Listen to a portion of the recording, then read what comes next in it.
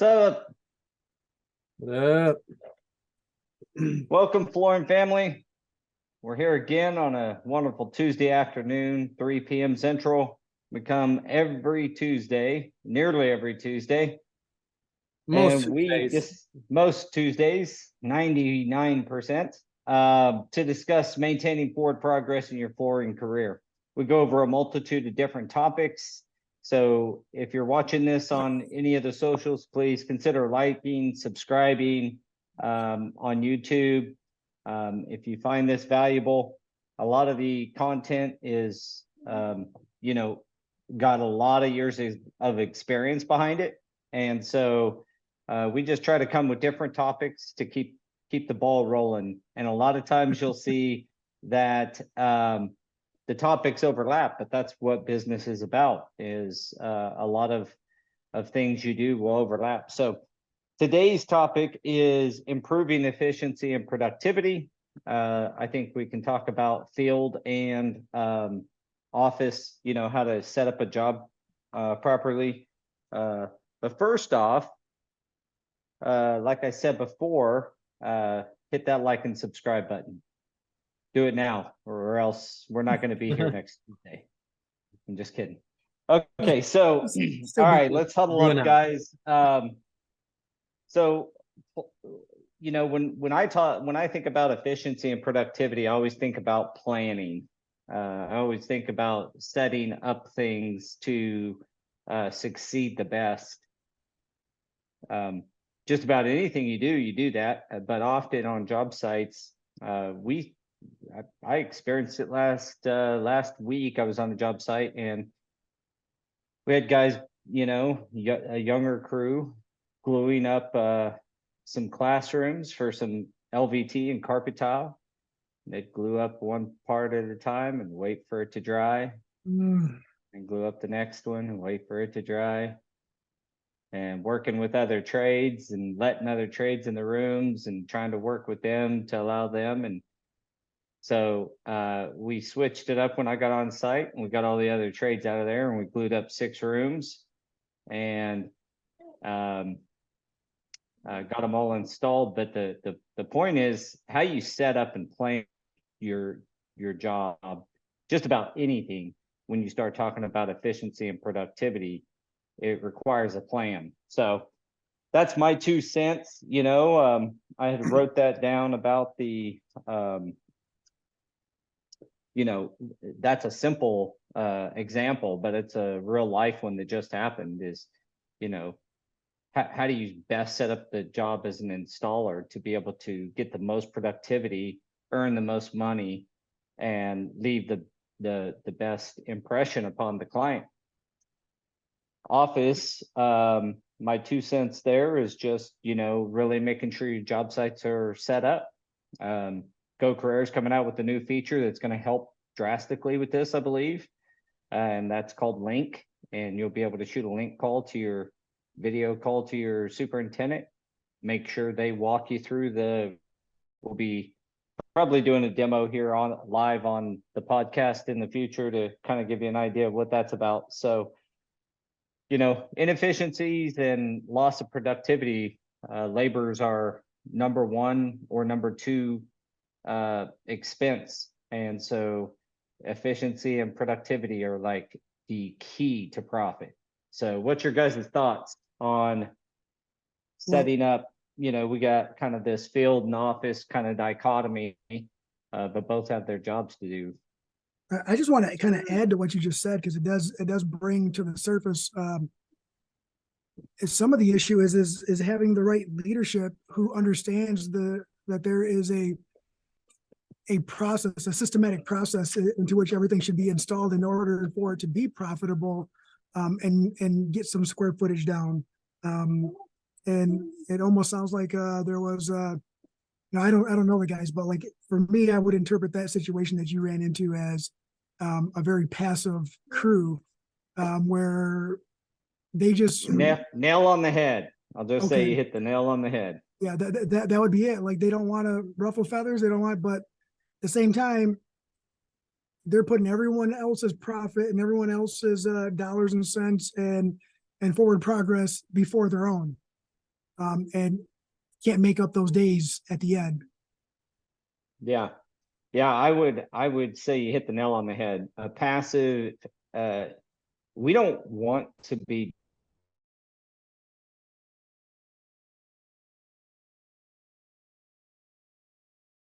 some guy trying to get through a I just put my final sweep on a floor and they're trying to walk through and it's all caution taped off. I said, you can't come through here.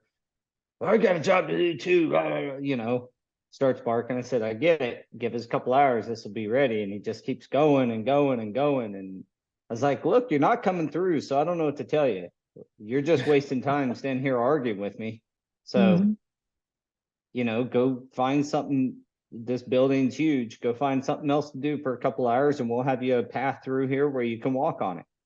Right. That's And what they don't understand is you need the floor to do the floor, right? And it's like that's what we explain to people. It's like, look, like you said, go find something else to do right now. You can have this entire area tomorrow, but today it's mine. yep. Yeah. Yeah, and convincing you know, contractors, we didn't used to have to way back in the day. It was just when the flooring guys are there, it's time to get out of the way because we are the one trade that needs the entire space. We can't right, a painter can paint a wall and an electrician can be on the other wall. Outlet covers right behind him, you know, and the ceiling guy can be up there, you know, working not creating dust if they're painting, but you know, electrician can be up in the ceiling even working as long as it's not creating a bunch of dust. I mean, that you can just, you're not taking up the whole space like you are in flooring, but that's why GCs, if you're watching, we want to be in last. That's why we say we're the last ones in and you know, I find GCs more and more often trying to shoehorn you in before they're ceiling grid up and you're doing full height wall tile and they want you to just cut it to this line and all this kind of crap. It's just like, just get to work in front of me and then I'll do my job. And we're more efficient. We actually proved our point last week when we ended up doing a little over 1,000 yards and probably 4,000 feet of base and or right around there, a bunch of transitions, a bunch of another 3,000 feet of LVT on top of that. And a day and a half with 6 of us. Yeah. And they were like, well, we want to do it this way every time now. And we were like, that's what we've been trying to get you to get allow us to do the whole time is like get the entire area ready. The entire wing can be ready and we can knock it out in a day and be in and out of your hair. Or you can do it the way that you were having us do it before, where in the other wing, we'd go in and do a classroom and then jump over to the classroom across the common area and do that one and then hopscotch over to another, you know, that's inefficiency. It is. And when you're able to be more efficient and they do give you more freedom, more room to roam, team morale is actually up too, because you don't have to start and stop so many different times. You don't have to you don't get, like you said, you go across the hall, do another room back and forth, right? Instead of just progressing or go down. Well, you got to take your tools with you and all that. They just don't understand that. Got set up all over again. Yeah. Remote.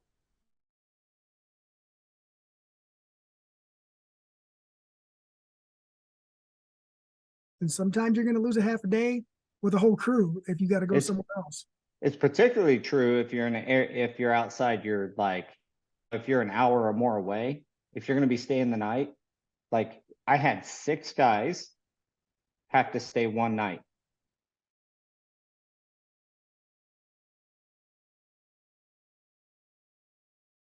Away from their family for one night, as opposed to one crew for 6 or 7 days, or maybe even 10 days, dinking and donking around and you having us do this corner and then you move your freaking piles of ceiling tile on top of our carpet. And then we get to sand and sweep and do the other area. And then you move more shit on there. And then we, you know, it's just like, it's completely inefficient. What I would say for companies, and I tell my managers is fight for your efficiency, fight for your company. Mm-hmm.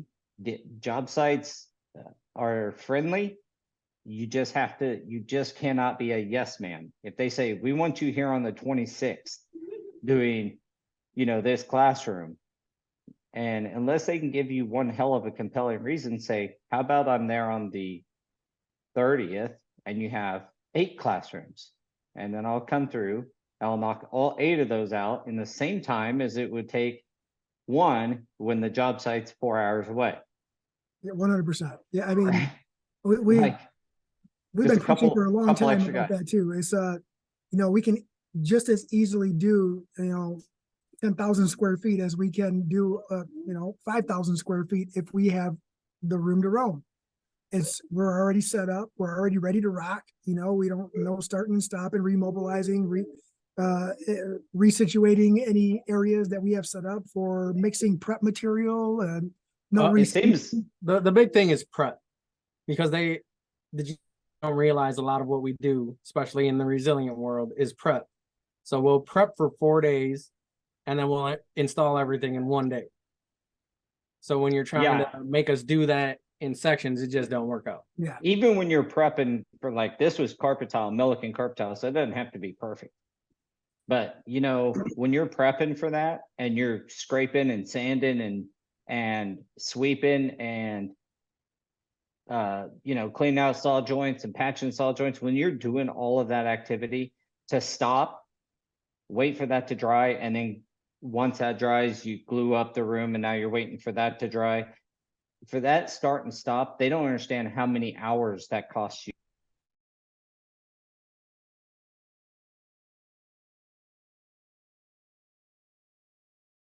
Up that one little area, it probably cost us 5 or 6 hours of man hours to do it that way, comparative every day, comparative to getting in a flow and prepping all the rooms. Like, one person is cleaning out saw joints and vacuuming as they go, and the other guy's right behind them patching floors. And once you get that system going, and just as soon as you're done patching, the first guy's going back and grabbing the sander, hitting, and if you patch it right with carpet tile, you ain't got to do this, but going back and hitting, sanding the floors and going through right behind that and sweeping. Well, at the end of 4 hours, all the rooms are ready compared to the same Right. amount of, or similar amount of time in one room. So yeah, efficiency is really what I hear and what comes up a lot. And you will find this, I think you guys probably already know, it's communication, like communicating with your GC on what you need and then holding strong and then executing on the plan. There's nothing worse than if you say, no, I'm not going to be there until this day and I'll knock it out in a day, and it takes you 4 days still. Well, they have a right to be a little upset then. yeah, But they do. the fact is, like, know what you can do and proper planning and proper communication, because you guys just said it, you got to talk to the GC. You got There's to a lot talk to of those parts, guys. a lot of moving parts, and it's just understanding. I think there's a longer list of what not to say, right? And how not to approach it than there is as far as what to say. And I think with a little bit of practice, anybody can get to that point where they're just under promise, over deliver, and that's another thing too, is that helps. Yeah, if the job's set up, so you use some mechanism to make sure that you go to the job site, or you discuss and make sure the area is ready, and your crew shows up and there's ample space. Most good flooring companies are going to really surprise you with how much can be done if you give them the area and the cooperation of getting stuff out of the way, helping to maintain traffic, because that's another big piece that we always have to fight is traffic. But then, you'll get a lot of floors down in a short amount of time, most of the time. What's your, I do have a question for you guys. What's your approach on, say, do you guys do residential remodels or just new residential? Only remodels. Yeah. Only remodels. Well, that's probably a little easier when you're just dealing with the homeowner, but what are some some, you know, Actually, best practices there, guys, for our residential audience. Get all your ducks in a row. Don't, if you have an installation background, then you might have a little more information to pass on to the homeowner, right? But do not speak for the installer unless you know for sure you guys are installing in the same exact method. Oh, because I, from start to finish, might be a little bit different than Daniel, and we might be different than you, and I don't want to over speak. Doing your best to not give false expectations. Are we And talking, we're talking about salesmen here from a retail Correct, place or yes, something? sorry, Okay. salesman, All yeah. right. And that's only because we've been in the situations before when they're like, well, they said that you guys were going to start over here. And it's like, why would anyone ever start in this back room right here? Starting a closet. Yeah. Started a closet so I could put all my coats back. That's a real thing. I would say that would help with efficiency is where I was going with that was setting expectations, right? Don't set the wrong expectations and be thorough, and don't be afraid to say, I'll have to get with the installer, or if you are the installer and you're selling the job and that's what you're doing, then just make sure you're not over speaking. Don't make a promise that you don't know you can keep yet. I agree. Any of the residential we do now, we only do, I shouldn't say only, 99% of the residential we do, which is pretty small amount overall, is new or near new. Doing a house for a guy where I had to go in and finish up some work for another company. A good buddy of mine that, you know, built a big old house and stuff didn't get done right, and he asked me to help him get it finished. So the best thing I can say that from my experience is to let them know that, you know, it not kind of like what you said earlier, Jose, not overpromise with the homeowner, because that it's they only have a few days. Construction sites is one thing. I say don't do that on construction sites either. But when you're only going to be on a job for 2 or 3 days, you know, doing somebody's kitchen or somebody recarpeting someone's house or some new vinyl in the laundry room or whatever, when you're only going to be there for a short time, if one day turns into 2, well, you just doubled the time, you know, and Yeah, doubled the homeowner's exposure to the whole flooring replacement. And it's a disruptive deal to have your flooring replaced, because you got to move everything. It's not like you can just throw plastic over it and paint the walls, you know. It's like everything's got to be moved out. So good communication. Again, it goes back to communicating well with the person who's receiving the service. You're right about those curveballs too, because we just actually had an instance like that where the installer had a death in the family and had to deal with a couple things, and just like he was like, hey, let me push it back a day, and then it turned to 2 days, and it's like, just take care of what you got to take care of, we'll get it covered, right? Instead of pushing it back and costing the client an extra couple days because they had to get a pod unloaded, they were moving from out of state, they were on a time frame that like they had a deadline, and we had to figure it out on our end, and we did. It did cost us an extra day for us to go in there because it was kind of a, you know, curveball, but we were able to make it happen. And that's one of the things you have to realize in residential too, is that like they weren't living in there yet, but most of the time they are, and they're taking off days of work in order to be there, because I mean that's their whole world in that house. So they're not trying to have anyone in there messing with anything that they don't want them to. So they want to be present. Yeah, and those days off are important to people. I mean, just think of yourself when you take a day off, you know, to do something and it doesn't happen. I mean, it's disruptive. So trying to hit those days, kudos to you guys. One of the reasons we don't do much residential is we're just not, we haven't taken the time to get good enough at really approaching it to where we don't disrupt the homeowner. I know it's a good business, but we just have not found the best way. So maybe we're just too commercially minded, but most of our residential are Same. bigger. Yeah. It's the same, You but we guys, just, you guys we have just- pulled we it just- off though. Yeah, we just deal with it like, sometimes you just gotta roll with the punches, man. That's it. That's all we can Yeah. do. Well, I would say the one thing I always remind people is like, I don't want to rush through this to get you done on time in the timeframes, the times we have been doing residential jobs and not been able to get done in time. You're going to be living with this floor for a time.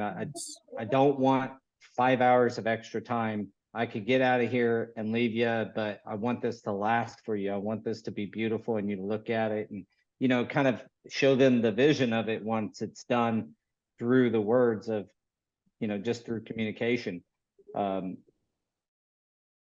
Yeah, I'll sacrifice an extra 5 hours tomorrow to get this done right because I don't want to have any problems, long-term problems or something. 100%.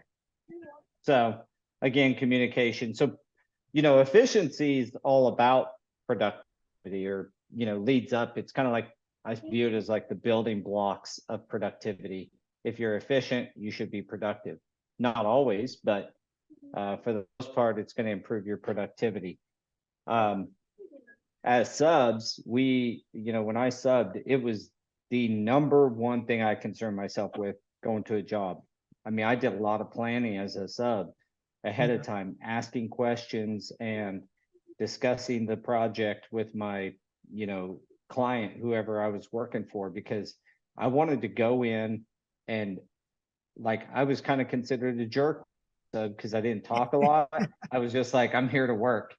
I can't even imagine that. I can't even imagine that.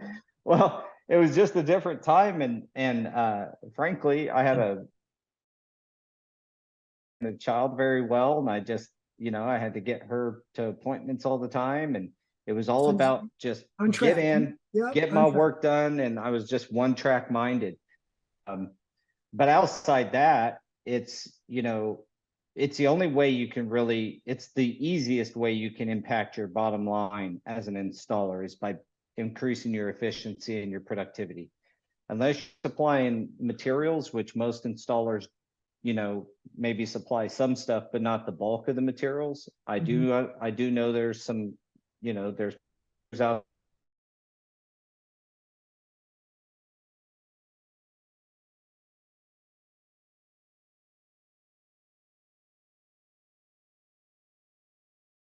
installer's going to pick it up and take it to the house and do the job. If that's the case, your number one cost is your labor, your personal time, as well as whoever you have helping you. So just this can make a big impact on your bottom line if you listen to some of these things and really communicate well and make a plan for your job. Don't just show up to the job with no idea. Make sure you have the right equipment, make sure you have the right, tools and materials, and check all that when you get there, because who wants to get halfway, through the job, start unpacking stuff just to find out it's not the right material. So, right. Or the right it. equipment. Like Yeah. you just, so one of the things that we started doing early on too was, like you said, asking questions.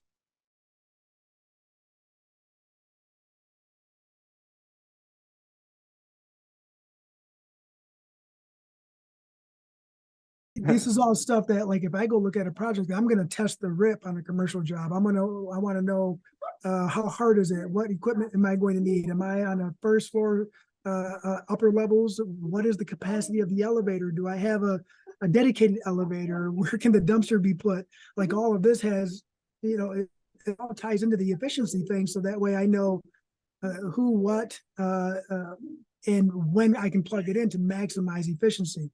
And doing all of that as a labor only actually helped us become better when we got into the sales portion, because now we're looking at way more than one aspect, right? Because if you can maximize on the labor portion and then do your best to be efficient on the sales portion, you're going to maximize your profitability with both of those areas combined. And that's really what, you're going to practice until you figure that out, and then you're going to evolve, right? But you gotta put forth some effort into all of the details. The details are very important for efficiency. Yeah. Yeah, so communication, those details, like you said, where the dumpster sets is even an important one, especially on your larger, if you're on a larger job site, even if it's a house, the dumpster's freaking 100 yards away.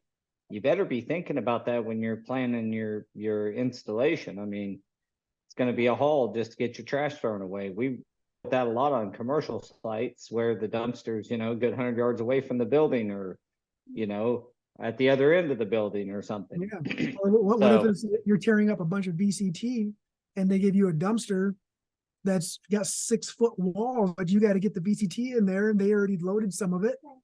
Now you're Yeah. filling up trash cans like this just so that way you can lift and dump if they don't have a way to put in a bucket and a sky track. So there's all that. Like, I don't know, live and learn, I guess. That's like, hey, I don't want anything higher than 4 feet. Yeah. This. Or make friends with the other trades too, because they're typically the ones with the uniloaders and lulls on job sites that'll help you think- get your materials off. But a bottle of Crowns went a long way in the past to get it. Or pizza. Or a pizza, or- Donuts, 30 pack. Yeah, Yeah. just take care of each other out there. And usually it's good to do it before you ask the favors. Just say, hey, look, I got everybody this. Hey, who are you? Yeah. "Oh, we're the floor guys. We're not starting till, next week. And then they right away, they already like your crew because hey, your boss bought us donuts. What? They don't even buy us donuts. Yeah, the talk about efficiency, not much more savings on efficiency than forking a pallet of carpet tile off a job instead of hand unloading it. My brother has his dog here and he keeps on farting. Dude, I was gonna ask if your brother was letting loose or what. Man. I don't even see my dog. He keeps on farting, right? Well, the systematic approach to things to maximize your labor and maximize your productivity.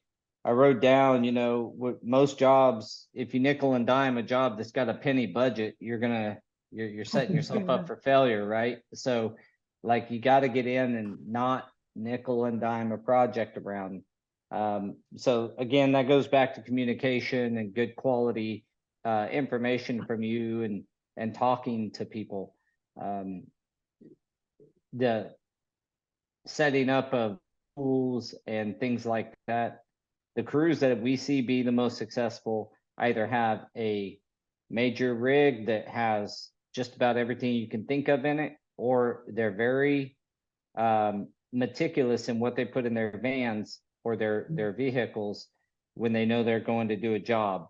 And of course, all of the crews we work with are on Go Carrera. And I've started in my detail area, even putting equipment, like required equipment, stuff I know you're going to have, right? Like if it's a hard rip, and I will put on there, either right on demo, carpet puller, something. You better take something, little eddies, something, because it's going to be a bear, So I'm trying to communicate that to the crews better. That's how we can continue to get better as a company. We're not great at that even. I'd say we're good, but we can become better at trying to make sure that we're communicating the information of the job site to the installer before they get there. Installer has to listen though, because there's been plenty of times where we're out there in the warehouse and we're like, hey, make sure you take this. And then we get a call like an hour later. Hey, we forgot to grab that. I literally told you right before you left not to forget it.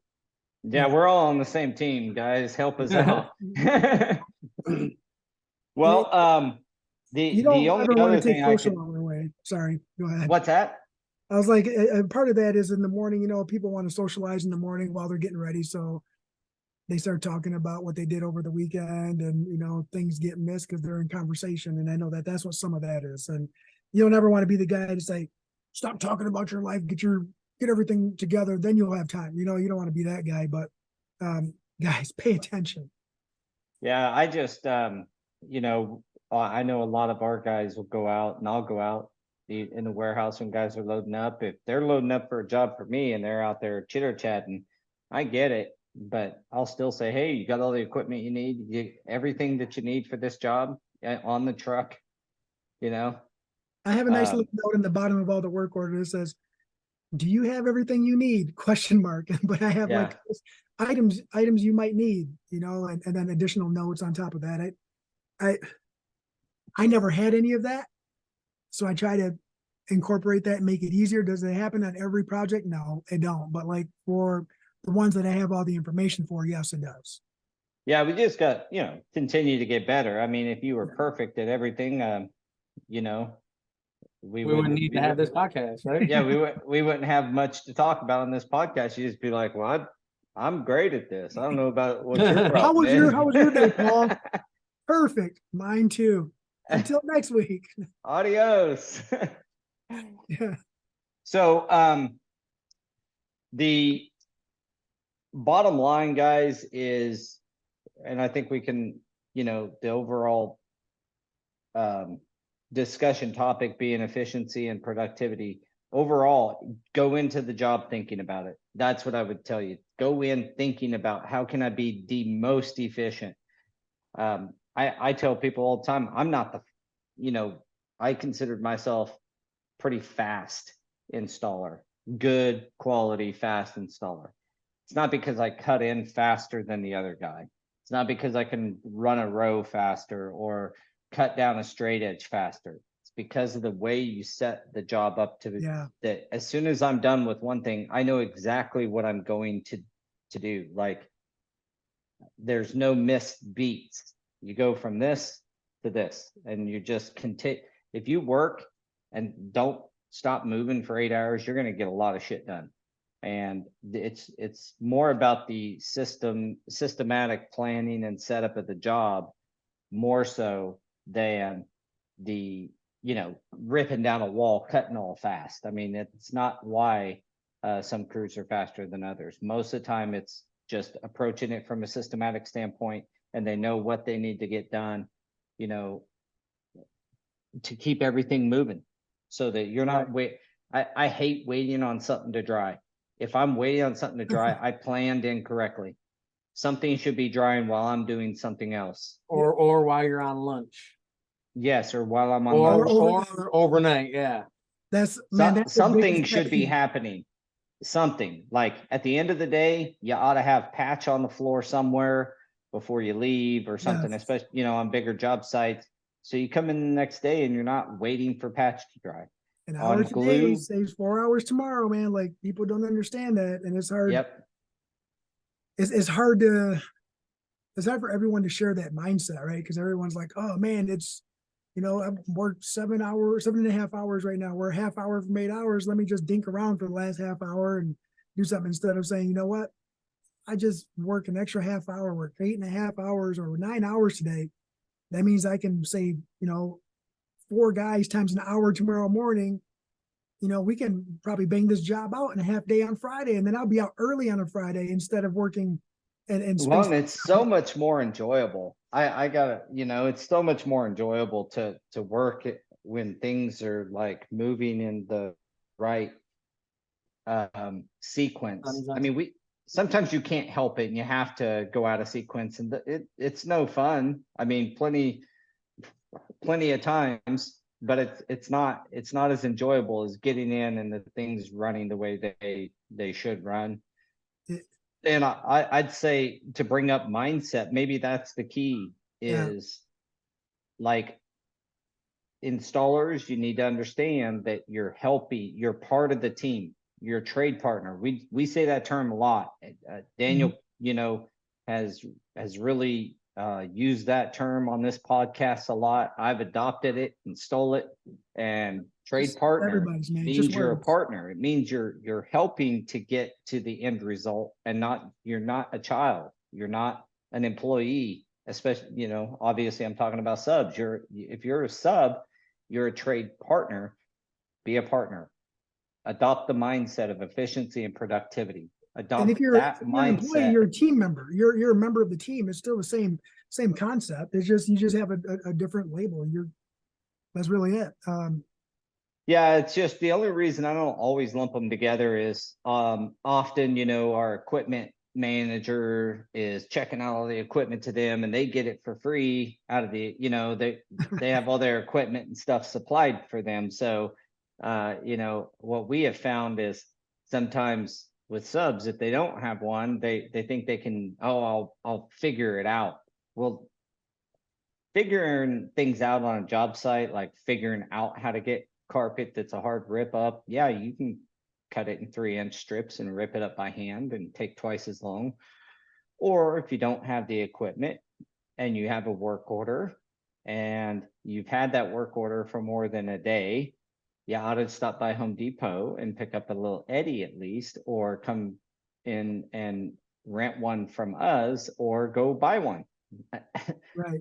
Like there's multiple ways to plan, and I think the key is like adopting that mindset of go into it thinking, how can I be as productive and efficient on this job as possible?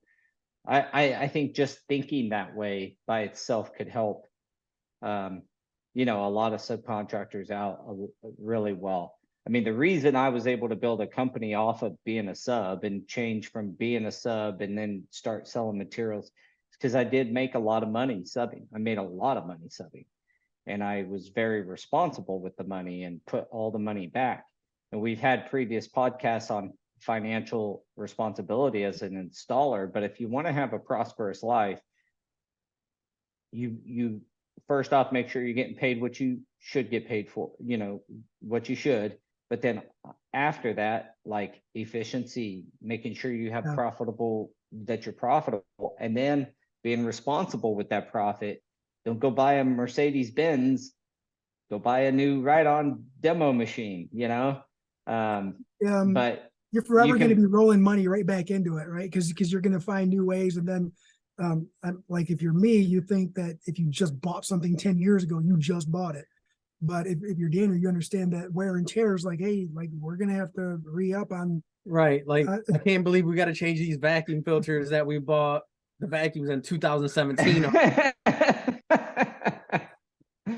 Yeah, I'm really bad with that, but because it's still fresh on the mind. Like we just bought I these. just bought it, like it's still brand new. I grew up using hand-me-down tools that lasted forever, and now we got equipment that doesn't last a year without it breaking down or needing some kind of major maintenance. So it's just like when that happens, it's like, what? Really? Already? Like what? Well, that brings up another good point. Make sure your equipment's in good working order. Yeah, Because 100%. even we have had a problem with that. Like we'll tag it and we have the system and then it gets tagged, but then gets put back in the equipment room and then checked out to someone. They don't notice the red tag and it doesn't work, and you're out on the job site. The sub rented a sander from us, but grabbed the one that's got the cord all ripped, the guts. well, the pins sheared off, the safety pin thing, Mhm. the Shear I pin. forget- shear pin. shear Let's go. pin Yeah. is sheared off. We got to put a new one in there on a job. I mean, like all that costs time and money that nobody needs to be spending. So check your equipment, make sure it's in good working order, and keeping it in good working order is best way to be able to just go grab a piece and rock. Just so you rock know, on for future reference, that little connector, the shear pin he's talking about, they do make them in strictly alloy, not covered in plastic or hardened They plastic. only make those for their extreme machine. The alloy ones, well, I'm pretty sure somebody with a CNC machine, get a strong one. Just be careful with your wrists. Yeah, be careful what you hit.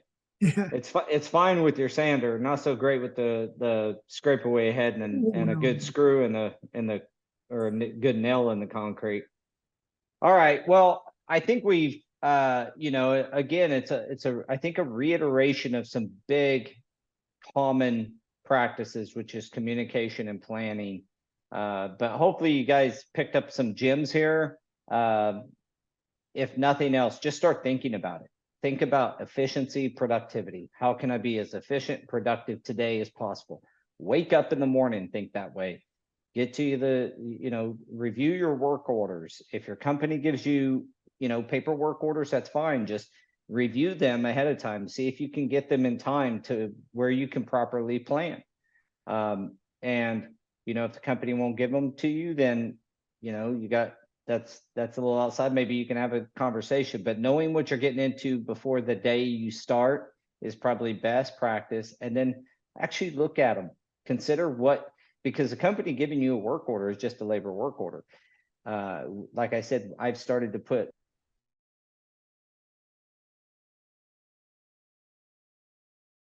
thought,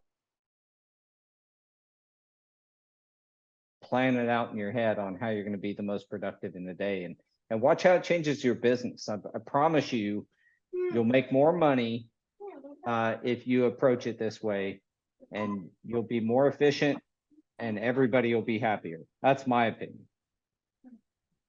Yeah, actually pay attention to it because we do the same thing. He's wrote on there, you know, we got one of the older National 5700, which is blue, and then the new ones are gray.